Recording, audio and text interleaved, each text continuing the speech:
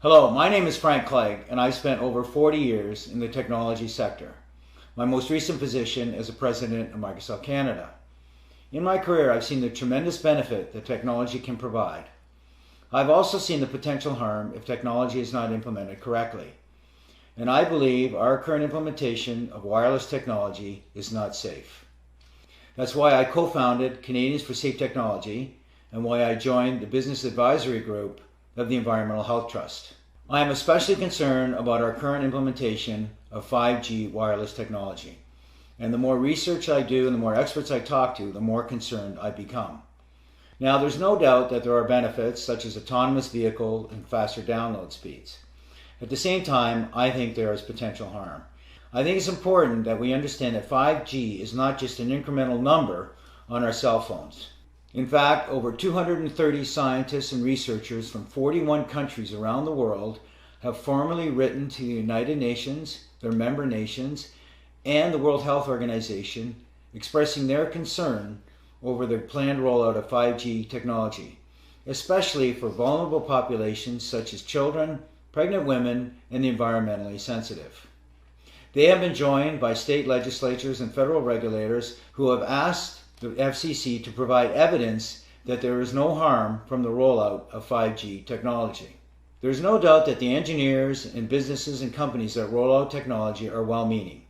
However, their focus is on being first to market and getting new products into the market as efficiently and quickly as they can.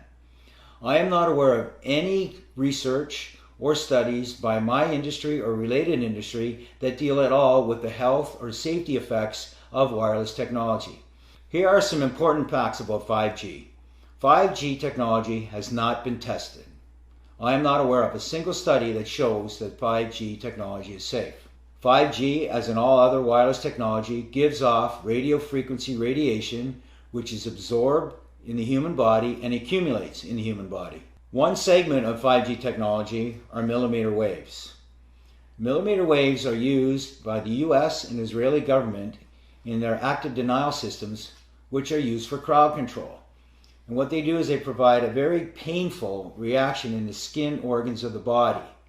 We have no idea what the impacts will be to human health if that kind of millimeter wave technology is used and we are exposed to it 24 hours a day, 7 days a week. There are significant proven health effects from wireless technology and wireless devices. These include insomnia, headaches, fatigue, heart palpitations, all caused by exposure to wireless devices and the radiation from them. More serious symptoms and conditions include heart arrhythmia, infertility, tinnitus, numbness or tingling in the extremities, diabetes, cancer, and permanent DNA damage. Mental health is also impacted, with increased anxiety, depression, rises in ADHD and autism, mood swings, and emotional instability. In fact, all of these health factors and conditions have risen exponentially over the last 30 years, and hundreds of studies that show proof of biological harm from wireless devices. Most recently, in 2018, the National Institute of Health's National Toxicology Program released the findings of a 14-year, $25 million study that showed clear evidence of harm in terms of cancer and permanent DNA damage. This study, several months later, was verified by the prestigious Ramazzini Institute out of Italy, which found the same results. Now you may ask how a product that has this potential harm could ever be released to the market and to the public for public use. Well, the way the process works is the FCC regulates all wireless devices and products associated with them. Unfortunately, the FCC is made up of previous telecom executives, lawyers, and engineers. It does not have any scientists or doctors that you would expect to be involved with the regulation of potentially harmful products. In fact, the FCC guidelines are 20 years out of date without any major significant improvement. Countries such as China, Russia, Italy, and Switzerland have safety guidelines that are 100 times safer for their citizens. The FCC guidelines are based on small, short-term, infrequent exposure. They do not worry about the accumulated effects for multiple devices. They don't measure or monitor exposure 24 hours a day or 7 days a week.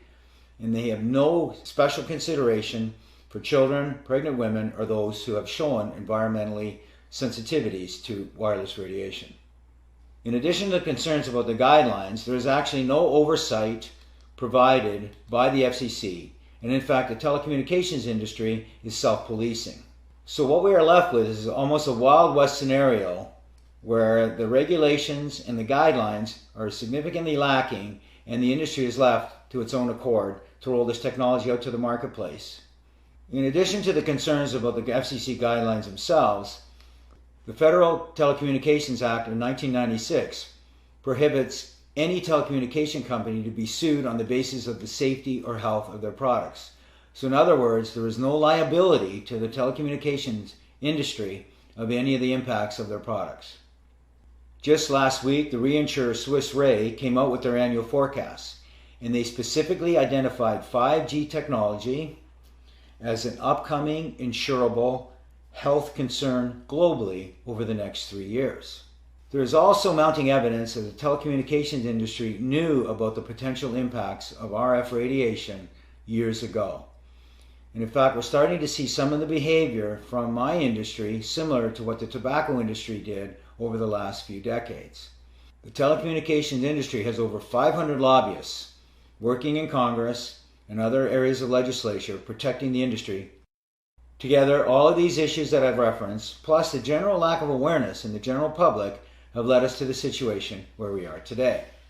So where are we today? Today we currently have a significant amount of exposure in our homes, in our businesses, in our schools, and in most public areas we go to. Cisco has announced and predicted by 2030 there will be over 500 billion wirelessly connected devices in the world. That works out to be almost 60 devices for every person on the planet. Many states and cities around the world are debating and passing legislation about the rollout of 5G technology. And in fact, what we're seeing in the US is at the federal and the state level, they're fast-tracking some of this legislation to support the rollout of 5G infrastructure. Unfortunately, this legislation seems to be taking away all individual rights and the rights of local towns and counties and cities and passing more power to the telecommunication companies. We believe this is a historic and precedent-setting power shift from the individual and state and local level over to an industry. In fact, many communities in the US and around the world are passing moratoriums preventing the rollout of 5G technology until it is proven safe. 5G will impact you personally. There are designs that show the requirement for small cell 5G antennas as close as every third house in the neighborhood and could be as close as every 500 feet in public areas. The impact of that radiation at that level of frequency and intensity and power 24 hours a day and 7 days a week is unprecedented and is not understood. I've spent the last 5 years of my life, I've had the opportunity to meet with experts on a worldwide basis who have spent their careers studying the impact of wireless radiation and devices. I've also had the opportunity to meet with some of the great minds in the technology sector who have helped create these tremendous products that we use in our lives and provide tremendous benefit to us.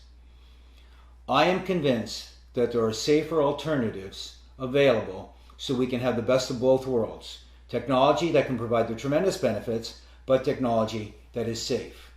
There is no incentive or motivation to provide the research and the funding to look for safer alternatives. So that's why it's up to us to help encourage that investment. That can be by asking our legislators to pass legislation, encouraging the industry to do it, or it can be by us directly trying to advocate for change in the industry to allow them to become more responsible to provide safer technology that still provides tremendous benefit. We can't do this all on our own. We need your help. Here's what you can do. The most important thing is to get educated. We have provided a little bit of an overview and some of the scientific evidence that shows there's a potential harm. But now you have to take the initiative. There are some tremendous websites, Canadians for Safe Technology, the Environmental Health Trust, saferemr.com, and the Physicians for Safe Technology. There are also other resources that are listed at the end of this video. We encourage you to spread the word, share this information, share the video with your coworkers, with your family, with your friends, with legislators at the state and federal level. Even your local school boards can have an impact if they choose to engage. Ultimately, your knowledge is in your power, and your power is in your hands. I fundamentally believe we can have the best of both worlds. That is access to the technology and the tremendous benefits it provides, but in a safe manner. We are advocates for safe technology, not no technology. I thank you for your time.